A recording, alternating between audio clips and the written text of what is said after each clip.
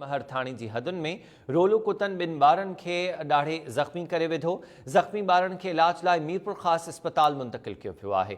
आगाह कयो आहे त मीरपुर ख़ासि जे सिंधड़ी ऐं दिलबर महर थाणे जी हदुनि में रोलू कुतनि ॿिनि ॿारनि खे ॾाढे ज़ख़्मी करे विधो। इन्हनि ॿारनि खे मीरपुर ख़ासि अस्पताल मुंतक़िल कयो वियो। तफ़सील मालूम कयूं था टाइम न्यूज़ जे रिपोर्टर असद शर खां। असद, आगाह कजो, ॿिन्ही ॿारनि खे कुतनि ॾाढियो आहे।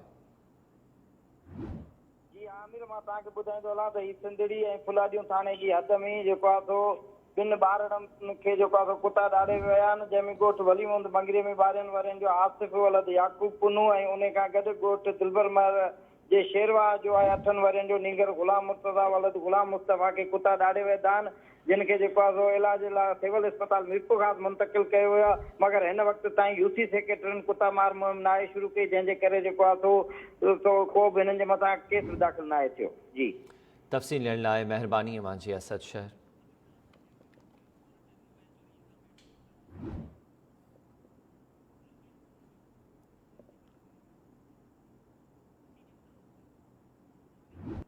आगाह कयो आहे त मटियारी जी तालका अस्पताल मां मोबाइल चोरी जे इल्ज़ाम में औरत खे